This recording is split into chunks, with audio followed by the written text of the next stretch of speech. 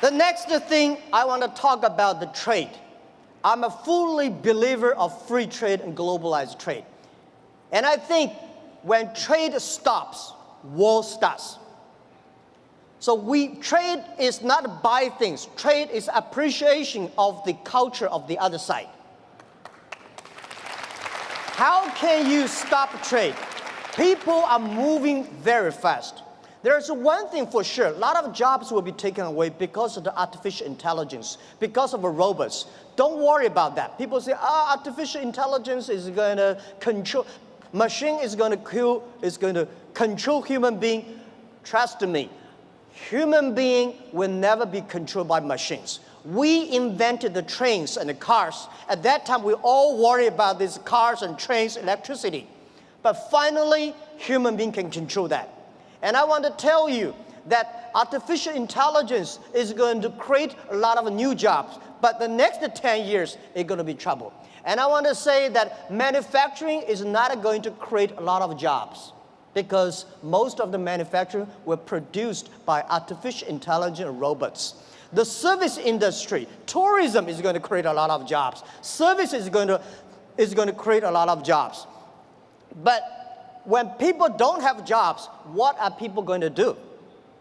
So a lot of people worry, what are they going to do? I tell you, at that time, most of people will only work 4 hours a day and 3 days a week.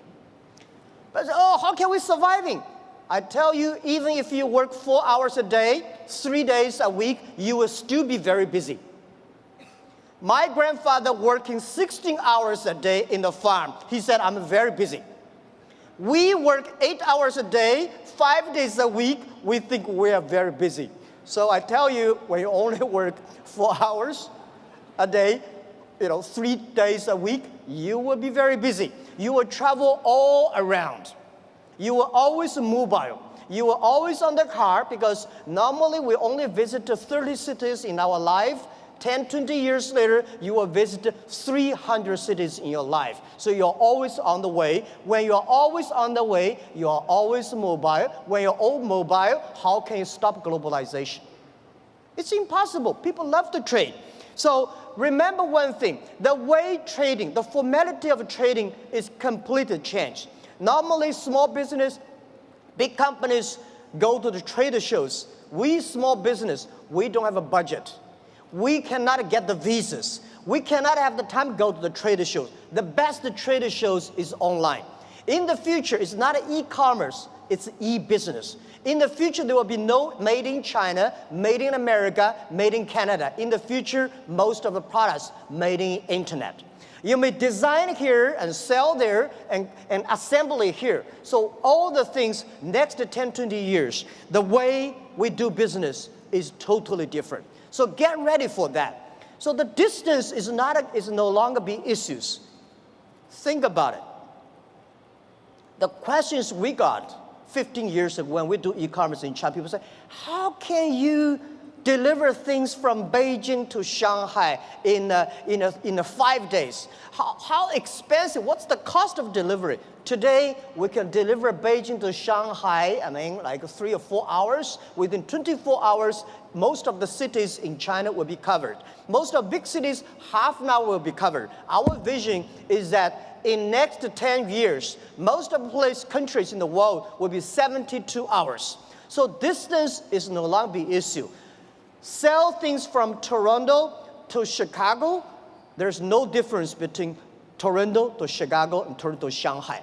Everything will be delivered within 72 hours. Because of the new supply chains, things could be even more efficient. Things could be much more cost effective. So this is what we believe the future. This is what we believe internet, e-payment, logistic systems, data is going to change the whole world. A lot of jobs is losing, a lot of new jobs are coming up. And I want to tell you that for all these small business entrepreneurs, remember one thing, 80% of the small business in the future must be globalized. If you are not globalized company, you will never be able to survive easily. And if you do not using internet to globalize, not the necessary Alibaba. If you do not using internet to globalize your business, you will not have a chance. If you do not know C2B, because last century manufacturing is about a B2C. In the future, it's got a C2B, consumer to business. So all the model is going to change. Every small business, all the young people here, think globally, think big. Right? You only in the past you only do things if you do things in your only small county, you're a small tiny business. Small business can leverage the internet technology, leverage the market, go across the board. Think big and think out of the boundary. This is a prime minister. I absolutely agree with that. So it's never too late. Never too late to learn to that. Internet is just the beginning. E-commerce is just the beginning. The good thing about the young people is that we always keep learning.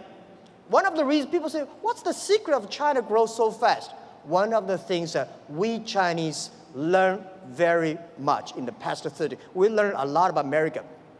If you today go to New York, pick up 100 Americans on the street, how many of them can speak more than 10 Chinese words? Very few. If you're in Beijing, Shanghai, you grasp 100 young people and ask them how many of them can speak more than 20 English words, 80 of them. That is you learn. When you appreciate, when you're open-minded, when you learn from others, you make progress. So this is, I think, never too late to learn the internet. Internet technology is just the beginning. People like me, I know nothing about technology. The only thing I can use my computer, thanks because of mobile, I don't have to learn computers. The PC, the only thing I can send, receive emails, and browse.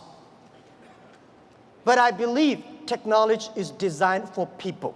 People should not just for technology reasons. The next point I want to talk about China. China changed so much. It's amazing. We've got 1.4 billion people, and we got 800 million people online, and 500 million people already online shopping. So we still have 900 million people on the way to online shopping. So there are about 300 million middle class, and we have 130 million people travel outside China every year. Guys, can you imagine 130 million people travel all around the world? It's a moving country.